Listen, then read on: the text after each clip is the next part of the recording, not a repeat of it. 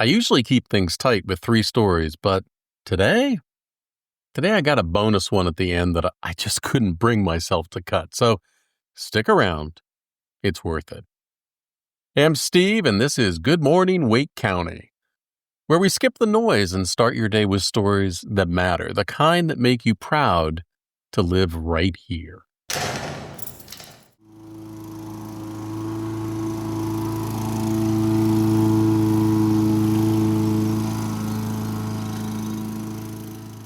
It's easy to talk about second chances when you've never needed one.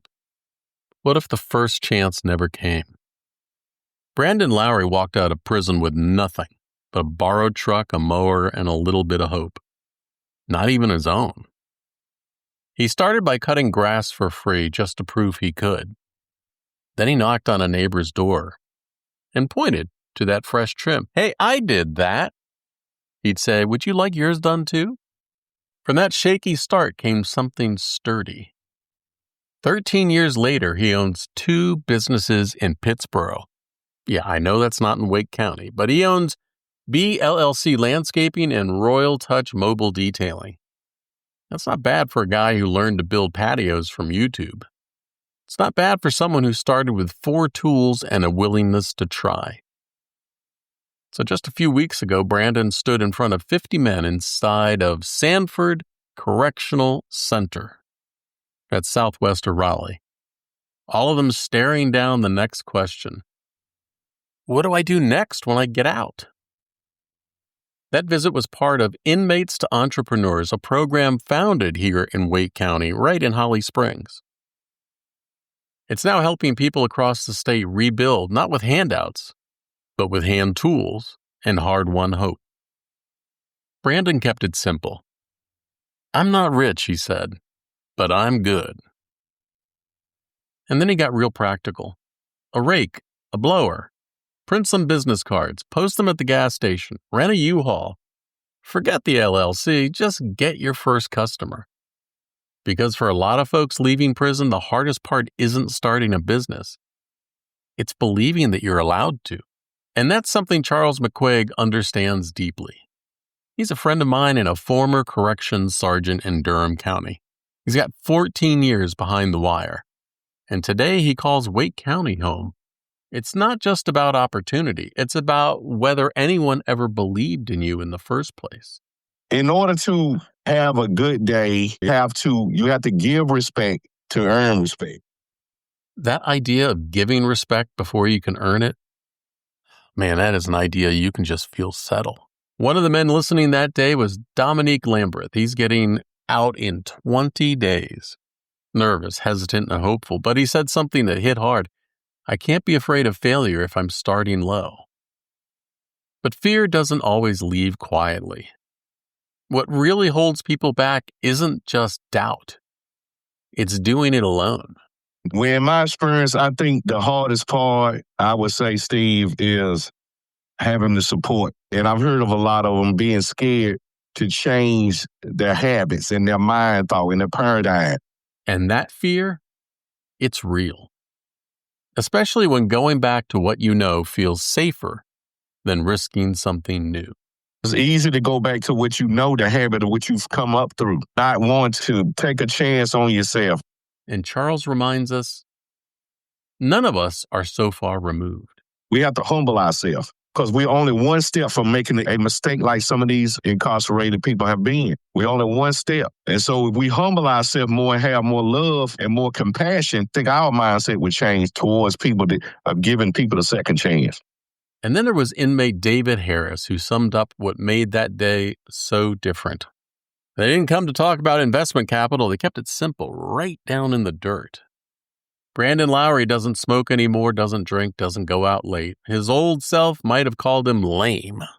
But now, he calls it peace, a house, a job, a life, 4 kids, and something that can't be bought. A future that started with a borrowed mower and someone who believed he could begin again. And Charles? Well, he'll tell you. You don't have to be perfect to be a role model. Just present and just honest. Because belief, real belief, might be the tool that matters most. If this already feels worth your time, boop that like button, give it a little love. It helps more folks find this. And I really could use some reviews on Apple Podcast. You can also visit tapyournews.com to sign up for the free daily email, suggest a town we should cover, or just send me a message.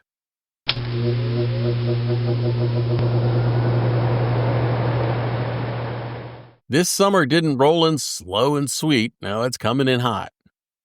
Came in like a teenager late for curfew, loud, fast, and leaving folks sweat-soaked and scrambling. But for some Wake County neighbors, heat isn't just uncomfortable. It's downright dangerous. And that's where Cool for Wake comes in. A seasonal relief program run by the county for seniors, chronically ill residents, and families with young kids. Since May 1st, they've fielded over 100 calls. That's not a number, that's a signal. People are suffering. I've seen what he can do. As a former first responder and search and rescue pilot with the Wake Forest Fire Department, I've been inside homes where people were doing everything they could to survive one more day without AC. I've seen desperation that looked a lot like heat stroke and sounded a lot like fear. Right now, they've got fans to give out, but what they really need are air conditioners. So far, just one new unit has been donated, and that was until the Raleigh Regional Association of Realtors, their giving network, stepped up with 40 more. Well done. And if you want to help but don't have a spare AC unit sitting in your garage, a new one, a good one, here's an easier way. Financial donations can be made online by visiting this website, wake.gov/coolforwake. As soon as this podcast is over, I know I'm making a donation. Even a small gift might keep someone out of the ER, or even keep them alive. Because the heat is here and coming fast, but so is the help. And in Wake County, that's just how we roll. We don't wait for disaster. We cool it down together.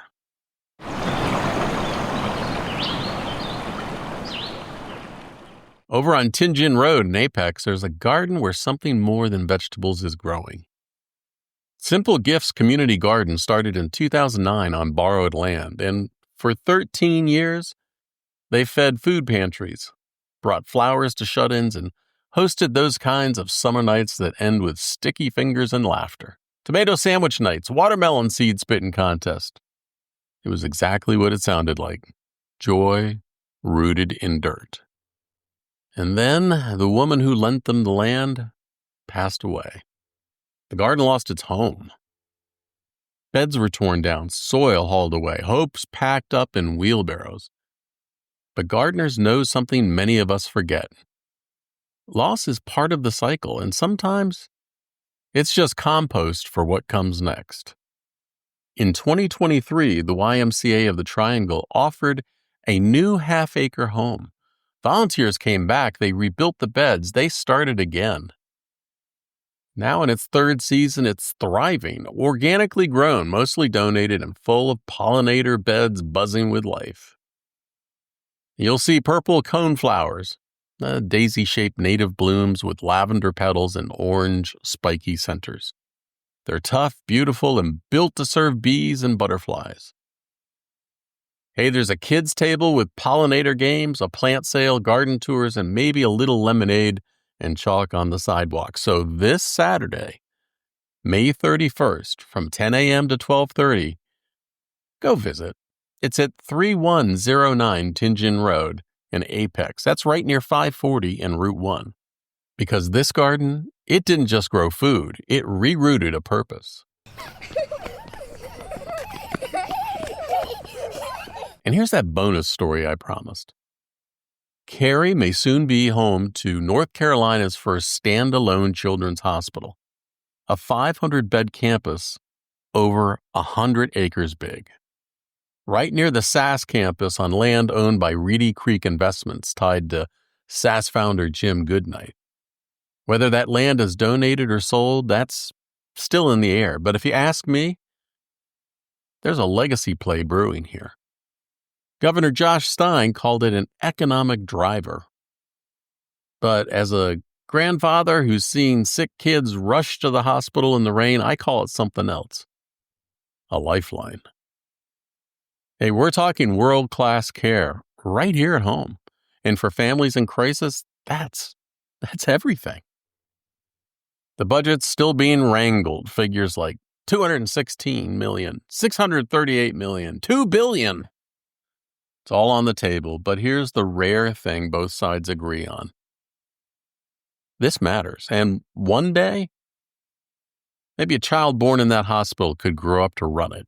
And that's the kind of magic that put places like Cary on the map and gives it a heartbeat. So today we saw what hope looks like in borrowed tools, rebuilt gardens, and quiet acts of relief. Hope grows in dirt, in sweat, in second chances, and sometimes in a hospital not even built yet, but already needed. If you enjoyed the podcast today, it's free to subscribe. Hit the like button. Tell someone about it. It'll help me. It'll help you too. And if you get a chance, go over to Apple Podcasts. Give me a 5-star review. If you like it, it'll help spread the word. And that'll help more folks find their way here for their morning dose of good news. Thanks for starting your day with me. I'm Steve, and keep your eyes open today for the good around you. Until next time, see ya.